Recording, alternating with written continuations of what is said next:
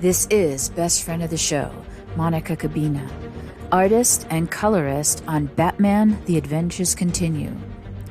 And you're listening to the DCAU Review, hosted by Cal and Liam, streaming at dcaureview.com and on your favorite podcast app. Hey everybody, welcome to yet another DCAU Review bonus episode.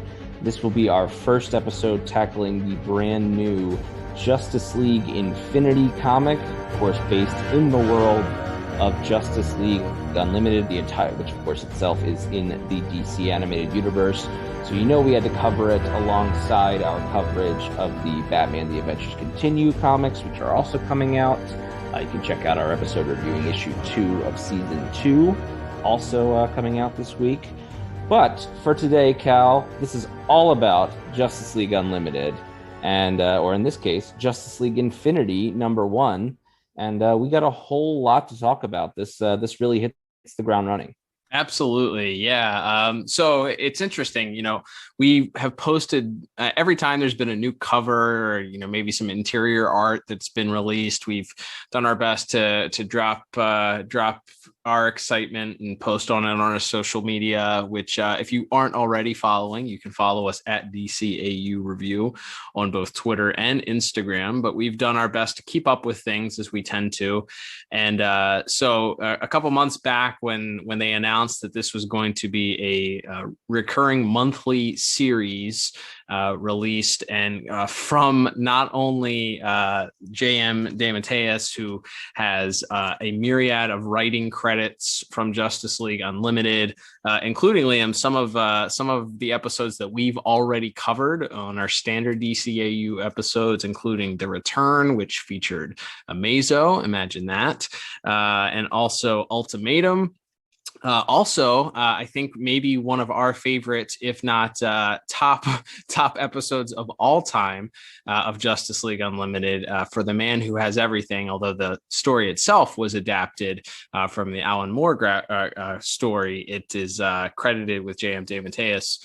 Not only Mr. DeMatteis back and writing this DCAU world, but also I would say one of the godfathers, definitely as far as content responsibility. This man did it all throughout the DCAU and deserves to be in the conversation for the Mount Rushmore of content creators, maybe, and that being one, Mr. James Tucker. So these two gentlemen were forming a dynamic duo, if you will, to bring back what would have happened if the Justice League Unlimited hadn't ended, or if there had been a continuation after that final season of Justice League Unlimited. So we're very excited to talk about that today. And it's interesting because a lot of people, I feel like, were surprised when we posted some still shots from this on our social media this week. They hadn't heard about it. So if you're tuning in to check this out, Liam, we definitely advise going up and picking up the issue first and foremost. Support the content creators. Let DC Comics know that we want more DCAU content. Yeah, absolutely. As you mentioned, two legendary writers on this, as well as some artists that we will get to in a moment here. But yeah, I think for whatever reason, maybe this didn't get quite the media blitz or attention, even from the sort of the slice of nerd media that Batman: The Adventures Continue to. Which, I mean, I understand. We can understand that, because I think Batman the Animated Series just has a certain prestige and a certain legendary status that, as great as all of these DCAU cartoons are, and in some ways I think these cartoons that came after Batman tended to build on that success and even achieve new heights in certain ways, but I don't think any of them quite have that name recognition as when you say you're doing a Batman the Animated Series comic book. So maybe that might be part of it, and also I think Paul Dini's name, I think, has is one that, even maybe if you're not as uber into this as we are, you may recognize quicker than you recognize a Mr. DeMatteis or a Mr. Tucker, which is not that Mr. Dini doesn't deserve those accolades, but obviously, as you've just talked about, Cal, both of our writers here on this book, Justice League Infinity, are bona fide DCAU legends in our book. And yeah, hopefully as people are sort of seeing some of the panels that we and other content creators have posted on social media this week, and as interviews and press start to come out about the book, it'll get just as much attention as Batman the Adventures Continue has, because there's quite a lot of fun to be had with this, and it does in certain ways pick up a bunch of threads right where Justice League Unlimited sort of left off. Yeah, absolutely. And as we mentioned, so Mr. DeMatteis, who was responsible for writing The Return, which was in fact a pivotal point in bringing back the Amazo character, who we had last seen in the Justice League series, had left Earth. And so that story itself heavily involved Amazo, and there were plot points picked up later on in the series where he's really just this wondering what his purpose is, and which is obviously a very identifiable trait for us human beings. And so even though he's an android, he's struggling with this idea of what all of this power that he's amassed and continues to amass, what does it mean? So I believe there was an interview a while back with Mr. Tucker saying that they had some ideas, perhaps with picking up some of these threads and maybe bringing Amazo back if there had been an additional season of Justice League Unlimited. So if you're going to do a comic book that's essentially the next season of what would happen, why not kick it off with some interesting dialogue with Amazo himself, as he's it's actually, we're not quite sure right off the bat, although there are some hints as to who is narrating, but there's a narration happening about Amazo and Amazo's continued search and struggle for meaning in life, and what as he's sort of traveling the galaxy and reaching the galaxy's end, trying to just figure out what his exact purpose is in life. And we learn quickly afterwards, as he sort of reaches these supernatural doors that open up and he walks in and there's all these shards of mirrors. And then we cut to an additional scene where we are actually in New Delhi, India, and with a couple sitting on a bench having a conversation. The narration continues, and shortly thereafter, it's sort of revealed why the narration boxes are green with white text. Yeah, it's a pretty dramatic introduction, as you mentioned, and we'll certainly talk more about the art and the art team in a couple minutes here. But yeah, we get the introduction as we see a man and woman in New Delhi, India, sort of speaking about their families and loneliness, and we sort of get a couple pages of this woman as the narration continues, and then we finally do get the reveal that it is in fact John Jones, the Martian Manhunter, and that he's sort of still on this quest that we saw him begin in the last season of Justice League Unlimited, where he sort of leaves the League and sort of tries to go find a reason to keep fighting, a reason to want to protect humanity, and not just because it's a job, and he's just feeling so unfulfilled. I believe it's the episode 2, Another Shore, where he leaves. That does raise some interesting questions. We'll get to some continuity, some light continuity stuff that in a few moments here. But from there, as we see Jean sort of still on this spirit quest, hoping to find his true purpose on Earth, again mirroring Amazo looking for his purpose in the galaxy. We cut to the Metro Tower, the Earth base for the League that was introduced in the last season, and that we end up seeing later on in Batman Beyond. And the Flash arrives. It seems like it's an emergency, but it actually turns out to just be a birthday party, a surprise party for Wally West, the Flash. Yeah, that's right. It's Wally's birthday, and we get some moments that some shippers might be interested in. Batman and Wonder Woman hanging out. Batman mentions how much he hates birthdays. Wonder Woman clearly says that he has difficult time expressing his feelings, and then sort of looks at him very coyly with her eyes sparkling. And he responds that yes, she would know that he has a hard time showing his feelings. But we we cut right from there. We see some great shots inside of who's attending this party. It's rather well attended, by the way. We have Fire and Ice. We have the Elongated Man. We have Scott Free himself, Mr. Miracle. Big Barda. We have Booster Gold and the Blue Beetle. Blue Beetle making an appearance here, despite never making an appearance in the actual series itself. But good to see what we presume to be Ted Cord making a stop here.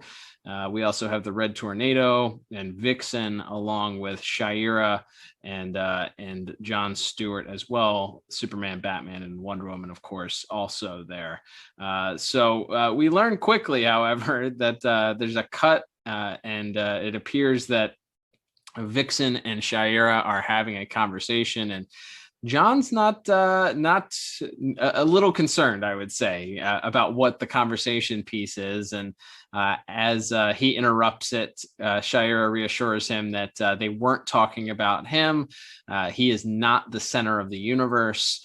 And then as she walks away, she sort of has this dialogue with herself where she sort of reiterates that they're finished, that their romance is done, and she doesn't understand why she allows him to get under her skin. And as she's sort of voicing this dialogue there, she's interrupted by what else but a boom tube. That's right, and that's where we kind of get our action piece for the issue is the returning lots of parademons along with Granny Goodness arriving. There's some mentions very quickly of how Darkseid left a power vacuum in his absence, which of course we would know from the series finale of JLU, where he and Luthor disappear. And so there's a power vacuum that Granny is attempting to feel. We get a little bit more of Amazo trying to break through this sort of strange crystal wall that he's found himself in. And then we're back to the party here where we see Granny continuing to fight along with the parademons. But one boob tube just wasn't enough as the Justice Leaguers continue to fight Granny's forces. We get the arrival of our favorite Darkseid minion, Kalibak, making his return here. And again, we get a little bit more exposition about this sort of continued power vacuum that is continued on in Darkseid's absence. That's right. So as Granny, who I could not help but hear, of course, I'm hearing all of the DCAU vocal performances throughout as I'm reading these, but Ed Asner's voice coming in strong as Granny Goodness as I read this. And then we have Kalibak and her continuing to fight. While they're fighting, it sounds like there's some strategy that's being done by Mr. Miracle and Big Barda together as he's playing with his mother box. She kind of teases him about that. There's also this C plot of the Elongated Man out to eat Booster Gold's cake for some reason, and he's finally able to grab that. As you mentioned, the scene prior to this, as Amazo is in this room filled with mirrors, it's interesting. He's talking about how this quest is it shakes him to his very soul, and then he screams, "But wait, I have no soul!" And it's interesting. He's standing in this room with all of these mirrors because the actual name of this comic is The Cracked Mirror Part 1. So a little foreshadowing there. But then we get a cut back to Jean, who, as he's narrating, is talking about how he's sort of very much aware of what's happening, perhaps dreaming of it. He wakes up out of a dream and reverts from his Martian form to his classic Martian Manhunter garb.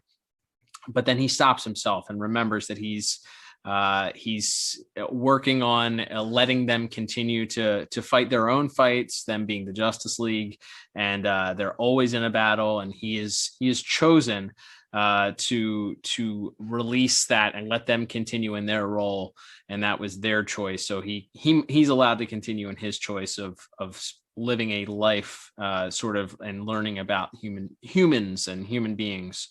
And what his purpose is here. So as we continue with that, the action continues, lots of fighting happening, some great artwork that we'll talk about in just a moment. But all of that leads to Mr. Miracle finally jerry-rigging his mother box to sort of open up simultaneously a pair of boom tubes.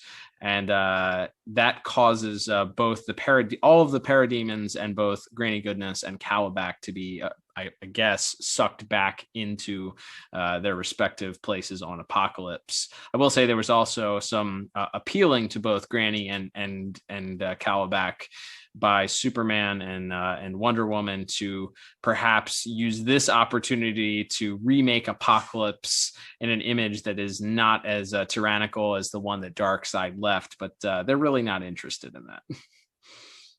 Yeah, we get there's a great Calabac line about there's nothing I hate more than idealists. I think that's a pretty great, I mean, anyone from Apocalypse saying that works, but I think it especially is good coming from Calabac.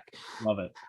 But yeah, that's they're sent back from whence they came, at least for the time being. And as sort of the cleanup of the party is happening, we cut to a nice cozier celebration, that being Superman and Lois Lane. Are they having dinner on top of the Lex Luthor's tower? It doesn't have the two eyes, so I don't know if that's LexCorp. It could be like, I guess, a different side of the building. We kind of only see the one, but all right. It is the top of the building is L-shaped. So, well, as Lex said, he probably owns every building in the city, whether people know it or not. But good point. But anyway, but yeah, we have Superman and Lois enjoying a lovely candlelit dinner, and as Superman sort of is recounting the story to her, and we see one panel of, as you mentioned, Cal, a mirror appearing to crack and some dark energy emitting from it. And as we see Superman and Lois toasting to a wonderful evening, that crack gets bigger, more and more dark energy appears to come out of it. And then all of a sudden, we have a very different Superman and very confused Superman, furious and just ruining Lois's good night. And that's where we have our cliffhanger ending for this issue. Yeah, it's hard to tell what version of Superman this is. This does have the tyrannical Nazi Superman logo on his chest, but his costume is all white. So not sure if it's if it's the same one that appeared in the Superman the Animated Series or not. He does have the gloves, but he's added a cape to his a cape, which I believe was one of your major complaints about that appearance of Superman, was he didn't have a cape to wear. Among my other complaints with Brave New Metropolis, that was certainly one of them. But yeah, so that costume appears to most closely resemble Kal-El of Earth 10, who is taking the name Overman. Okay. Which is much like a lot of Elseworlds DC stories of the 90s and 2000s. What if Superman rocket drops somewhere besides Kansas? Kansas is the basic idea for that. So yes, the rocket from Krypton arrived in the Sudetenland in 1938, and so assuming that the look matches the character, which again we won't know for sure until next month's issue, but it would appear that yes, this may in fact be a very, very bad Superman. Yeah, I think the black cape and black gloves and Nazi-esque logo on his chest gave us that clue. Just the one S, but yes, so far. Good point. All right, so and that's where we're kind of left, and we're left with a cliffhanger with the next issue preview saying, "Where is Superman?" So that's kind of what we're left waiting for next month. So We know that based on some cover leakage, if you're not interested in knowing this scene, then I don't know why you're listening to this at all. But we do know that the cover for next month's issue does feature this same Superman on the front, as well as the rest of the Justice League, including Martian Manhunter. So we'll see if Jean perhaps is called out of retirement based on his on Superman being missing. So I guess just big picture thoughts here, Liam. I would say that it's an interesting start, certainly to the episode, or to the issue. I want it to be an episode, but it's an issue. Certainly an interesting start to the series. Lots of action. It seemed very, very action heavy. The battle scene between Granny, Calabac, and the Justice League at the Metro Tower takes up almost the majority of the episode, or I keep saying episode, Freudian slip, the issue, with the sort of the narration from Jean and the flashes of what's going on with Amazo sort of breaking up a little bit of the action. But I would say that look, we've said it each time we've read a Batman the Adventures Continue comic. We've said it, regardless of whether or not the story itself is a 10 out of 10. We don't rank the stories or the plots for this like we do with our standard episodes, but regardless of whether or not we absolutely love this, or this is the best comic we've ever read or not, I think that we're extremely happy to have more DCAU content. We will always accept more playing in this world, especially when it involves creators that have had their hands in this before. As we said, Batman the Adventures Continue having Alan Burnett and Paul Dini's hands on it in their writing. This having J.M. DeMatteis and James Tucker involved with it. That's great. I love having these original storytellers here. And it's different when you go from writing a television show to writing a comic book, because it's a different form of media, obviously. With that said, I think tonally it feels a little bit different than I would normally say a Justice League or a Justice League Unlimited episode would feel like. So in some ways it felt just like another. It's hard for me to see this as being DCAU 1-to-1, if that makes sense. Yeah, I think that's fair. I think the dialogue itself, especially, it's very simplified. It's very, sort of over explaining a little bit, maybe a little bit of a lot of exposition. And I understand to an extent, because some people, not everyone who is going to maybe pick up this comic has watched every single episode of Justice League Unlimited or remembers every single episode of it. So you feel like you need to do a little bit more, telling rather than showing. But with as packed as this issue is, you also have, I think the dialogue and we'll see how this goes, because it's not in every scene. I think there's some fun moments that we talked about at the party with Batman and Wonder Woman, and but yeah, there's definitely that feel to it, and I think that's sort of existed as long as these tie-in books have been around. There's certain issues just don't totally fit into that world, at least from again, I kept coming back to a lot of the dialogue. As far as like the big beats of the story, I mean, I think you've set up kind of this three-pronged thing where you have the Amazo thing, and obviously they're all going to come together with Amazo's search for his purpose, and ultimately leading to this crack in the multiverse that is going to send Superman crashing through to other Earths, perhaps, and bringing other alternate versions of our heroes to the main DCAU Earth, and then also this sort of third plot with Martian Manhunter still on a search for his humanity, for lack of a better term. I think those are all good and strong and are interesting, things to follow up on. And hopefully as we go along, maybe we tighten up a little bit of the dialogue, and maybe get it a little bit more in line with maybe how we remember the shows and that. But yeah, those are all, I think, minor tweaks and things that certainly can be fixed going forward. But Either way, as you said, we're certainly not turning down another 6 issues of this series. I believe this is another 7. No, this is a 6-issue one, so another 5 issues of this series still to come. So we're looking forward to it either way. But yeah, certainly some minor things that I think could be tweaked as we go forward here. Yeah, I agree. I do really like the parallel between Jean and Amazo, both kind of on this quest to figure out what their purpose is, what their role is in existing.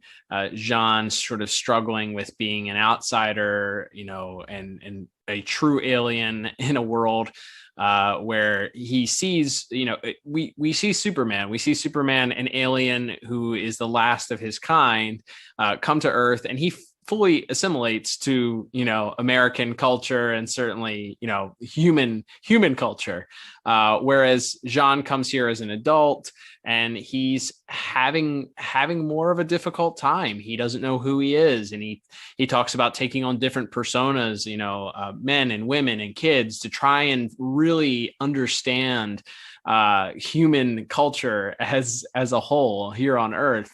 And he still struggles with it. He still struggles with why he's here and what his purpose is. And I think those parallels are very, very interesting. And it's going to lead hopefully to some sort of climax between both storylines there. And then, as you said, like having the whatever's going on with Apocalypse also maybe somewhat rectified towards the end. And then of course, playing in the multiverse is always a lot of fun when you do that. Anytime you do that is lots of fun. So lots to look forward to from this for sure. Yeah, absolutely. And from there, Cal, we will get a little bit of talking about the art before we get out of here for this first Justice League Infinity review, a bonus episode, and whatever tweaks we may want to see made to the dialogue or to the plot going forward. I had so much fun reading this and looking at each panel here. We have Ethen Beavers as the artist. He's credited as the sole artist, so I assume that means pencils and inks. There's no inker credited, and we also have Nick Filardi doing the colors. And they really, it's so, from the first page where we see Amazo flying, it's so bright and colorful. There's greens and yellows and oranges and reds and blues. And, from there, even to the quieter moments where, Martian Manhunter in his disguise is just sitting on a park bench, and there's, this greenery everywhere. And then obviously once we get to the party and we see all of our heroes again, and we see them in battle, there's a lot of fun to be had here from the art standpoint. Yeah, absolutely. And I think even going back before you even open up the book, looking at the cover from Francis Manapul, just a beautiful, beautiful representation. I know we've had some conversations with people online, a couple people upset that, hey, some of these covers are being, same thing with Batman The Adventures Continues, the covers are being outsourced to these artists, and the art doesn't always one-to-one look like DCAU artwork. And I get that. And maybe if the artwork on the covers was more in the DCAU style, it would be, the fanfare would have been a little bit, greater for Justice League Infinity. Maybe fans would have recognized it a little bit more. Maybe it would have been a little bit clearer when it's on a bookshelf that this is DCAU content. But with that said, they're getting some of the most prolific artists in the comic book industry today to do some of these covers. And Mr. Manapul did just a tremendous job with this cover.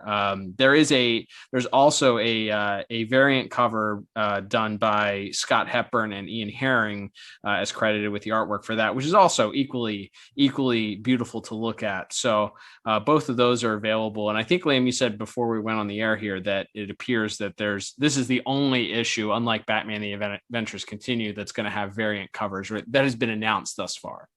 Yeah, that's based on solicits that we've seen so far. It's just going to be one cover from here on out. There won't be a regular B cover.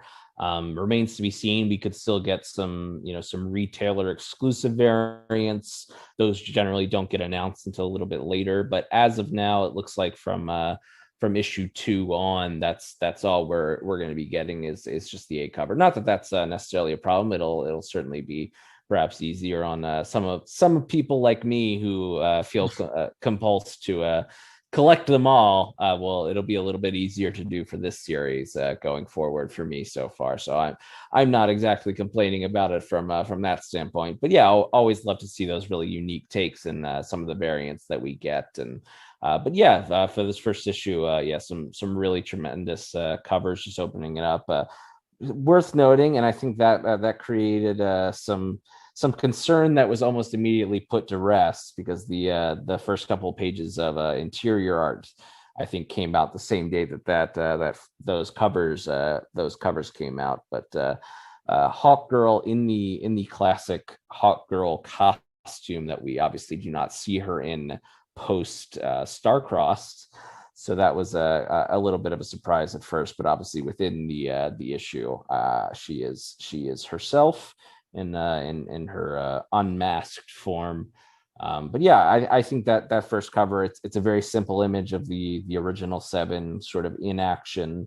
And while it may not be exactly DCAU, I think based certainly on Batman's look, and obviously this is to date the only version of John Stewart that has that sweet shaved head and goatee combo.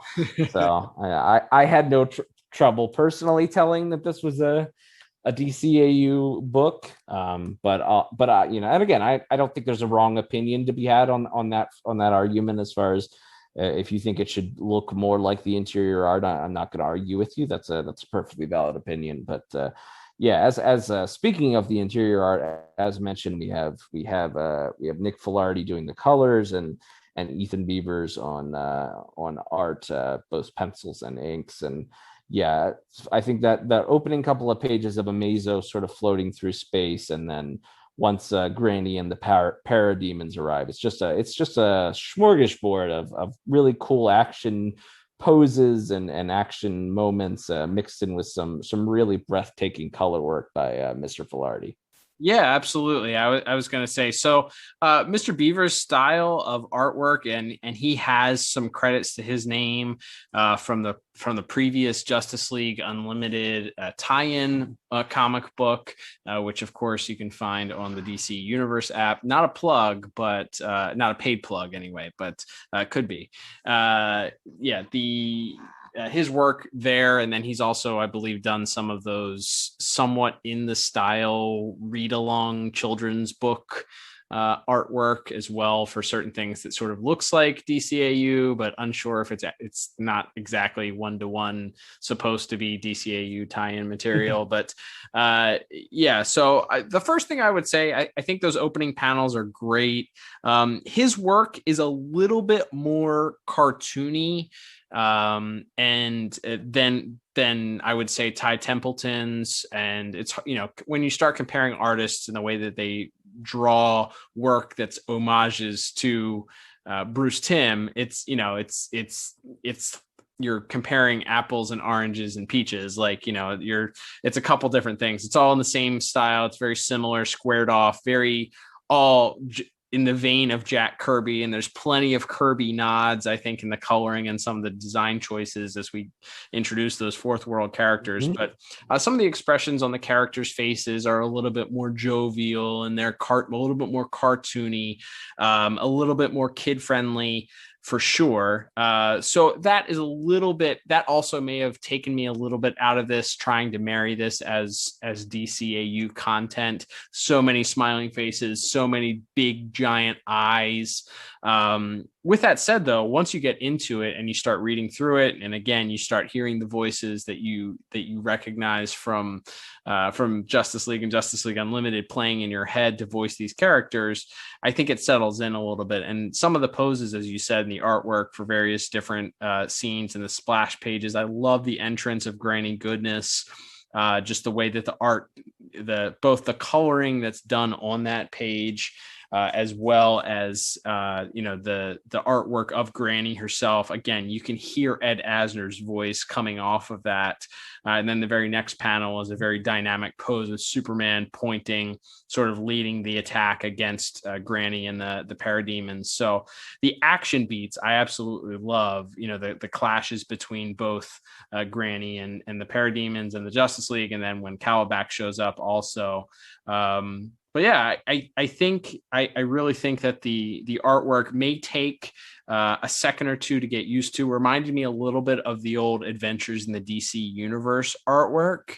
Not as streamlined and not as straight homages, and certainly a little bit different than you may be expecting when it comes to like a Ty Templeton, if you're more familiar with his artwork. But it's still good. It still feels right at home, and is similar enough where you can tell what this is supposed to be. So I think Nick Filardi's colors, though, I think they're fantastic once you get into the actual battle scenes. Lots of an interesting color palette for sure that he used for a lot of those scenes once the Apocalyptian attackers show up. Yeah, it's a lot of reds, and there's sort of as the building gets more damaged, you see more fire, and then reds and oranges sort of in the background, and of course mixed in with the various leaguers, and yeah, I think that's there's one of the shots. It's right before one of the panels right before they are sucked back into the boom tube, sent back to a Apocalypse. It's Granny and Calabac and their minions sort of all surrounded by fire as the boom tubes begin to materialize, and it's just so bright and colorful, and great marriage of these very expressive faces in that case with that color palette as they're then all transported back, and then from there it's back. And as you mentioned, a lot of Kirby influences. We get quite a bit of the classic Kirby crackle effect throughout this issue here, both on the boom tubes as well as in a lot of the energy, and then certainly the dark energy emitting from the crack in the mirror that Amazo causes. Very good. And even I think, and to show some of the range of our artists here, that quieter moment, as you mentioned, there's a page sort of right in the middle of the battle where we cut back to Jean, who is asleep in his bed, and he sort of is startled awake, and he sort of cyclically realizes that the League is in danger, and he jumps out of bed and transforms into the Martian Manhunter that we all know, and is about to fly out the window, and then sort of stops himself and transforms back into this woman that he's been pretending to be, and sort of has this very contemplative and almost sorrowful look on his face as he decides not to intervene and not to get involved this time. So a good amount of range for these really over the top moments, both in the Amazo space cosmic stuff, and then in sort of the over the top battle scene in the Metro Tower, and then sort of juxtaposed with some lighter moments like that moment with John in his bedroom, and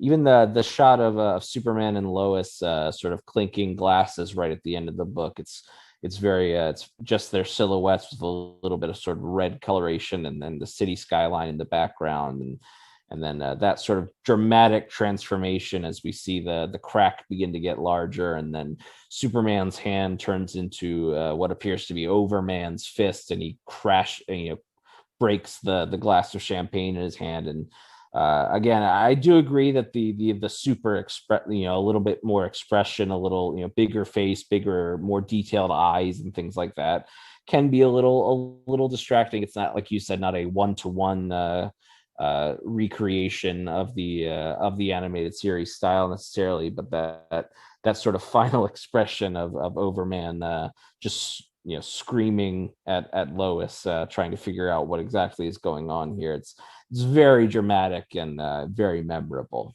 Yeah, absolutely. It's plenty to behold, and I feel like it's interesting. I feel like maybe those choices to have those reds and fuchsias, and even the first shot that you get of the Metro Tower looking up at the sky, it's sort of a sunset-ish looking color, but there's some stars that are mixed into it. I wonder if that's a little bit of a friendly allusion to the red skies of a crisis, which tends to happen in the DC when there is a crisis. I think there is even a mentioned dialogue someplace in there of a crisis happening. So very interesting. We see a little bit of a visual nod perhaps to that classic DC trope of red skies happening, but lots of great colors, bright colors. This is very kid friendly. Also, I think it's a technically 13 and up comic rating, but I would have I didn't find anything in this that I wouldn't show probably an 8-year-old or lower. Seems to be very, very, very just like the Justice League was, geared towards both adults and kids, and certainly lots of bright colors to attract children's eyes also and to enjoy. So I'm interested to see the artwork continue. Mr. Beavers is working on the entire series, so great start here. I think the colors also fantastic, and certainly well worth noting. Also, just the combination of them both from both of them, I think. Good start. Some really interesting and expressive panels from both gentlemen, I think, give some great visuals to kick things off here. Absolutely agree with you, Cal. We're both, obviously, as we've been talking about for the last little bit here, very excited to see what comes next in this series. Again, maybe not a perfect start, but a pretty darn good one. And very excited to see where the series goes from here. And then certainly, as you said, Cal, always excited to get a little bit more DCAU content to talk about with you and then with all our listeners. As we begin to wrap up here, we would love to hear your thoughts on this first issue here. You can find us at DCAU Review on Twitter and on Instagram. We'll be talking about this stuff, as long as these books are coming out and probably even afterwards. So we always look forward to hearing from you. And as mentioned at the top there, Cal, we will also have a review bonus episode of the second issue of season 2 of Batman: The Adventures Continue out this week. So be sure to check that out. Let us know what you think of that as well. And until next time, I'm Liam. And I'm Cal. And we'll be back soon with another episode of the DCAU Review. Bye-bye.